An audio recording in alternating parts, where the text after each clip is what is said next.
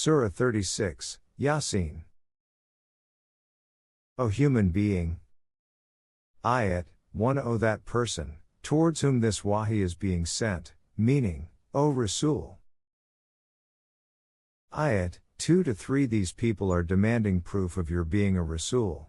Tell them that, the Qur'an, which is full of wisdom, is a testimony to the fact that I am from amongst the Rasul, messengers, of the Almighty. If you reflect over it, the reality will become clear to you, that. Ayat 4. I am on that correct, straight and well-balanced path, which will take mankind to its destination.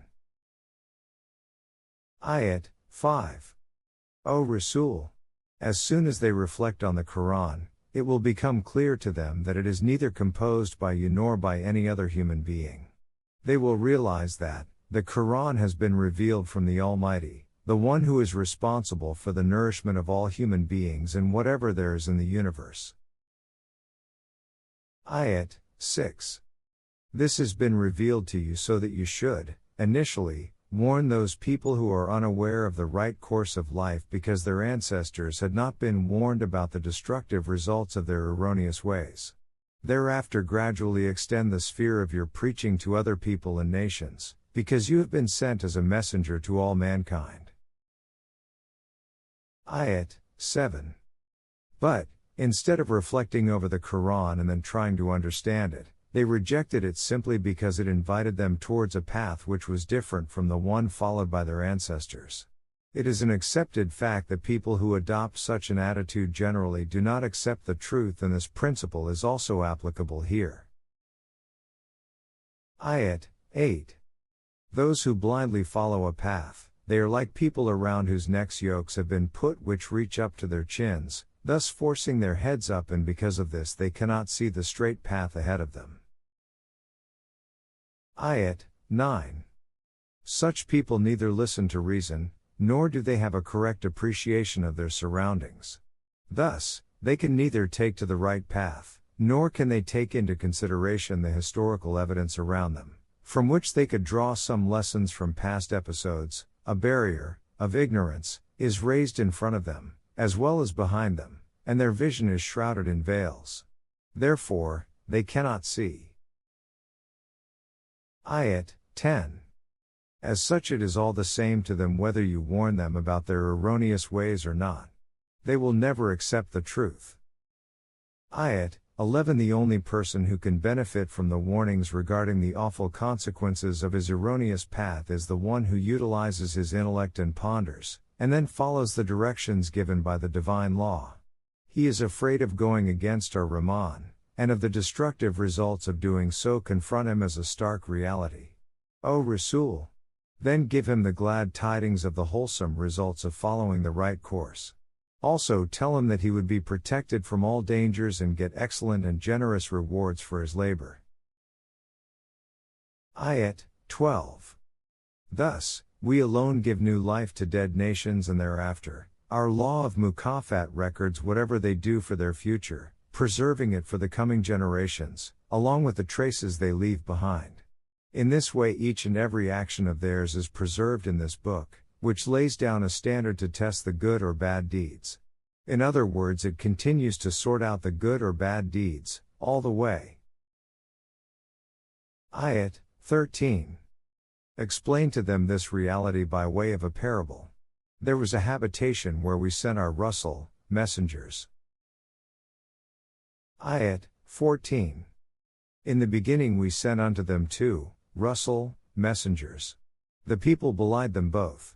Then we sent the third one to strengthen the previous ones. All Rasul, messengers, reiterated that they were sent by the Almighty. Ayat 15. But the people retorted, You are a human being like us, so how can you be the messenger of the Almighty? Our Rahman has revealed nothing unto you, and therefore whatever you say is a lie. Ayat 16. They replied, Our Rabb is a witness that we have been sent by him towards you as his messengers. Ayat 17. And it is our duty to convey to you his message in clear terms, and we have nothing more to tell you. Ayat 18. The people told the messengers, "You are an extremely unlucky omen for us, as all the time you are talking of a coming doom. Remember, if you do not desist, we will throw you out, or stone you to death. In any case we will certainly give you a grievous punishment." Ayat 19. The messengers replied, "The omen which you call unlucky is but due to your own misdeeds. As for your warning that you will give us severe punishment, is it because we advise you to save yourselves from the coming doom? In reality you are a people who have transgressed all limits." Ayat 20.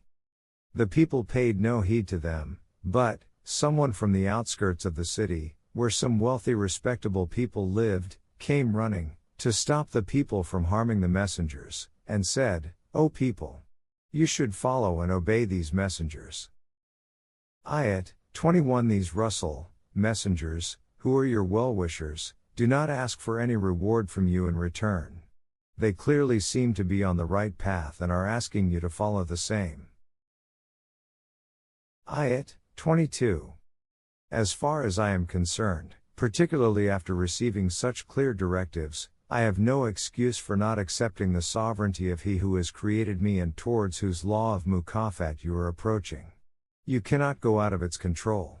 All of you are being drawn towards it and there is no escape from that. Ayat 23. Should I abandon such a God and instead accept these other beings as my masters? The helplessness of these entities is such that if I am being punished by the law of mukafat of Ar-Rahman, for any of my faults, the support of these deities cannot bring me any good. They shall never be able to save me. Ayat 24. Just think, even if after knowing all this I take them as my gods, then who else would be in more manifest error than I? Ayat 25. I believe in the Almighty, who provides development to you all. Therefore listen to me and accept only Him as your Almighty. Ayat 26. He pronounced Iman in such a courageous and fearless tone that almost immediately the law of mukafat announced that all the doors of Jannah were open for him. But despite this his nation did not listen to him, although in utter despair he was saying, "I wish my people had listened to me." Ayat 27. As a result of my following a righteous course, the Almighty has saved me from destruction and included me amongst the most honorable people.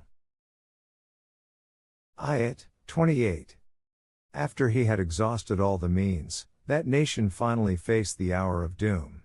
We did not have to send down any army of angels from the heavens to cause this destruction. In fact, we never send such forces from the heavens. Their own misdeeds are enough to cause their destruction. Ayat 29. There was just one single blast which caused complete chaos. And lo, nothing was left behind but a still and silent heap of ashes. Ayat 30. Alas! How miserable and terrible is the plight of the man who ridicules the one who brings a message that is full of life. Ayat 31. These are the historical episodes which we narrate before them as examples. O Rasul, don't they ever ponder over the fact that we destroyed many generations before them, because whenever someone came to call them towards divine guidance, they did not pay any heed and instead ridiculed him? Ayat 32. If they do not consider these facts worthy of attention, that does not mean that they will escape the grip of our law of mukafat. Like their predecessors, they too will be punished for their misdeeds. The time is not far off when all of them will be arraigned. Then, with their own eyes and according to our law of mukafat, they will see the results of their misdeeds. Ayat 33. They make fun of such warnings and cannot comprehend how a tiny and weak group of people can one day attain such great strength that people would stand before them in sheer helplessness. But if they had the vision, they would see for themselves how our law of nature instills vitality in lifeless things. For example, with a sprinkle of rain, we could bring back to life a piece of barren land which has no sign of life whatsoever. It then produces crops of grain that become means of sustenance for them. Ayat 34. And gardens of date palms and grapes would appear, and springs of running water would gush forth from within it. Ayat 35. The fruits of the trees provide nutrition, and all this is not the product of their hands only, but is brought about as per our laws.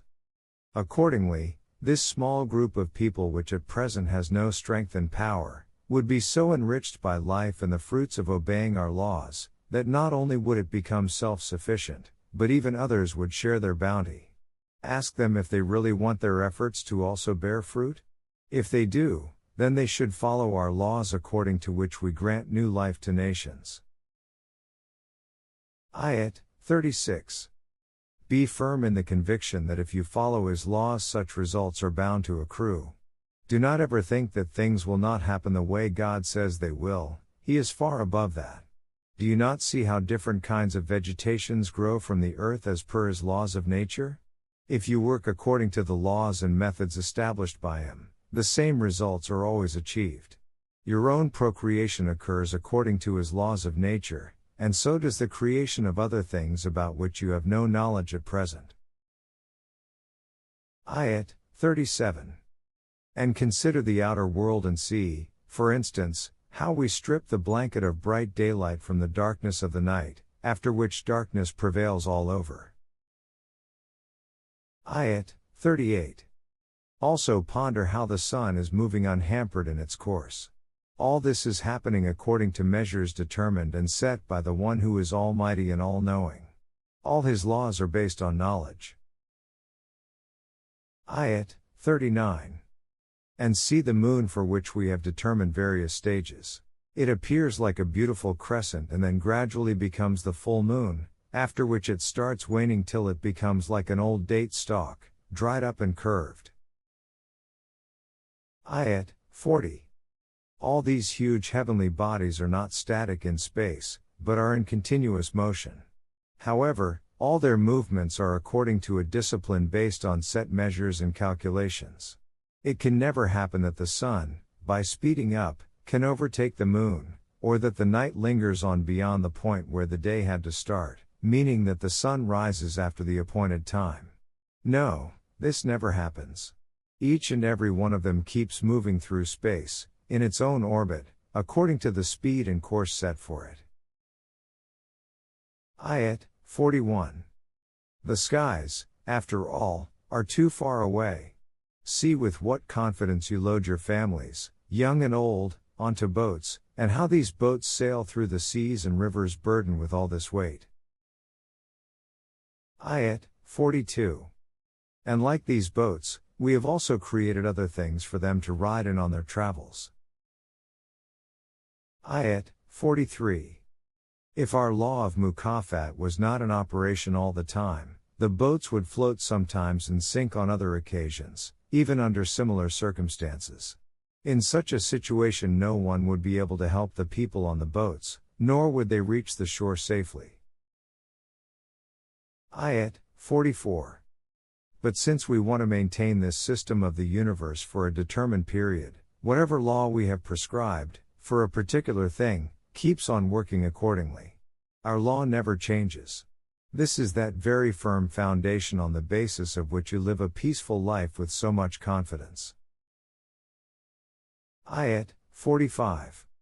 Just as there are unchangeable laws for things in the universe, laws are also fixed for mankind. But contrary to other things in the universe, man has been given the freedom of choice. He could, out of his free will, either obey or go against them.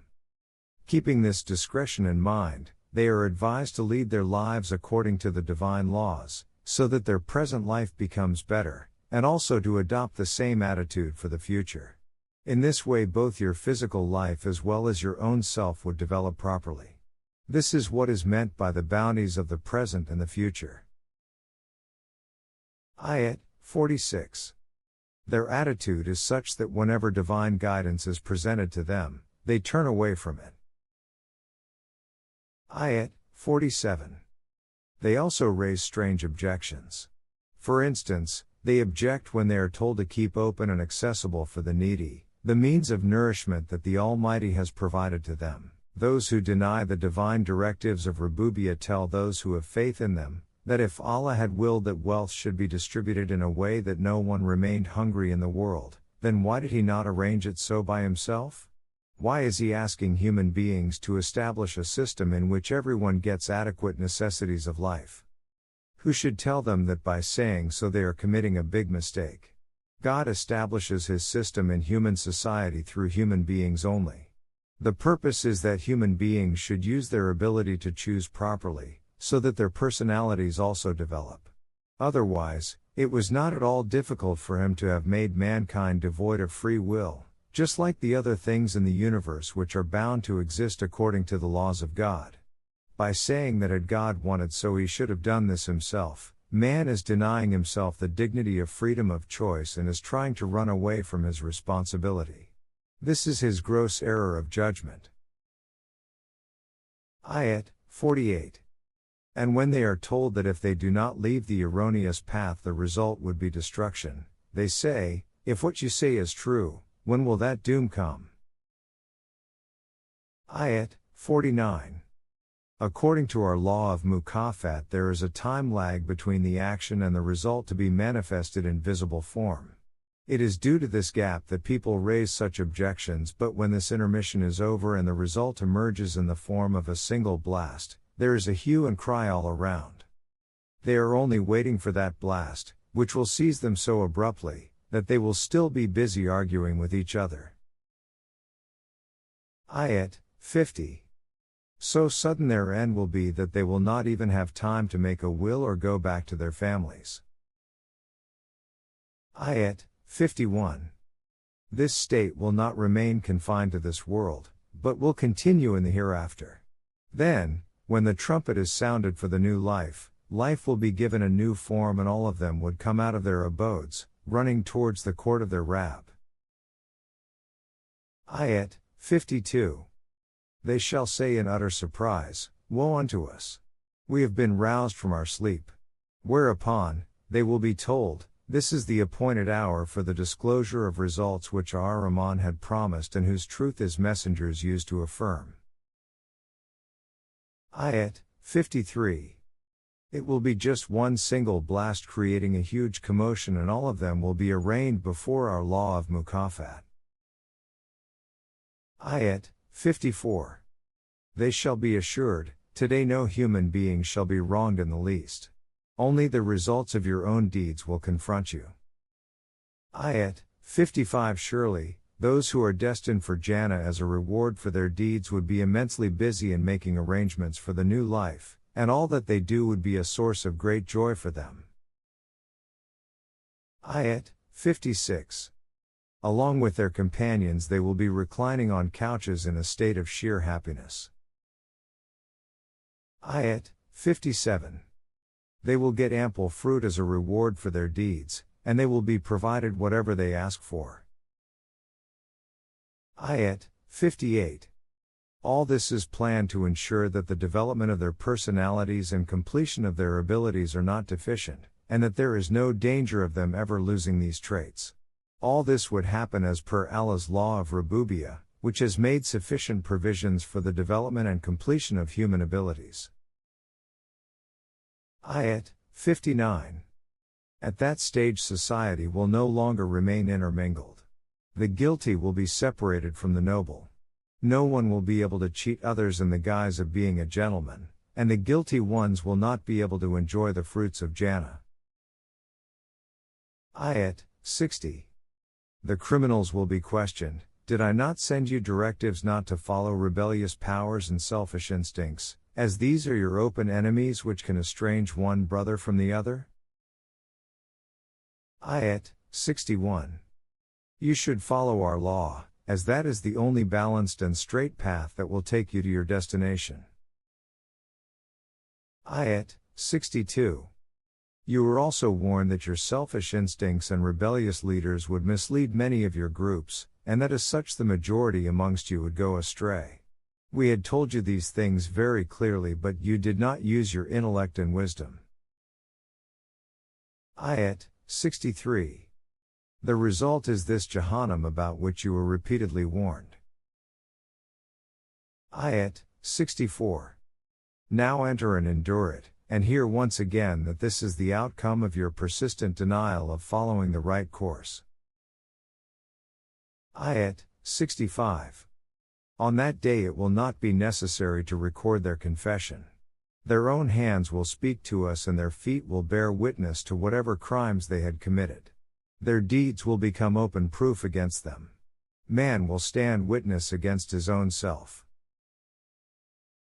Ayat 66. This is our law of mukafat, according to which decisions regarding the rise and fall of nations in this world as well as in the hereafter are taken, O Rasul. The end result of your enemies will also be their destruction as per this law. If our law of Mash'iyah had not allowed everyone to follow the path they liked, it would not have been difficult for us to deprive them, the opponents of the divine order, of their vision so that they would have strayed forever in search of the right path. And they would not have found anything. Ayat 67. In spite of all their faculties, we could also have weakened and transmuted them to the extent that they would have been unable to move forward or turn back. And in this way we could have blunted their opposition. But we did not want to do it. Ayat 68. We do not deprive people of their powers in this manner. Actually, what happens to nations is similar to the process of aging. In old age, one grows weak and one's faculties become weaker under the physical laws. Instead of growing stronger, the physical faculties are reversed. The same is the case with nations. When they leave the right path, their faculties become exhausted and they start regressing. Why don't they ponder on these facts? Ayat 69. When we explain things in similes or parables, it does not mean that we are not serious and are speaking casually in a poetic manner. We neither taught such poetry to our Rasul, nor is it worthy of a person who has been assigned to deliver such a revolutionary and vital message. This is certainly not poetry. These are but historical facts and a code of life which are vivid and illuminating. Ayat 70. And O Rasul, this code of life has been given to you so that you may warn the nation which still exhibits signs of life and wants to survive. If they still refuse to adopt the right path, they will themselves see that whatever we had said was the truth and not poetry. Ayat 71. Contrary to the condition of existing nations, the state of dead nations is like that of cattle, an animal which has no objective in life. It lives its life for the sake of its master and dies in his service.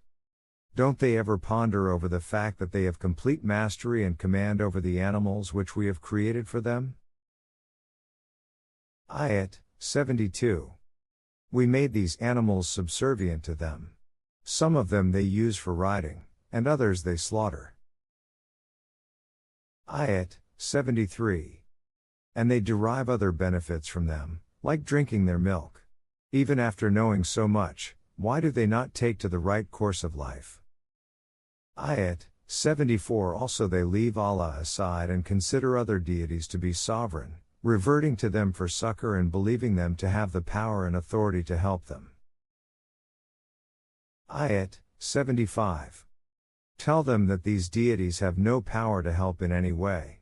Not only can they not help them, they are incapable of even protecting themselves. In fact, to protect these deities, a host of followers and priests have to remain alert and vigilant all the time.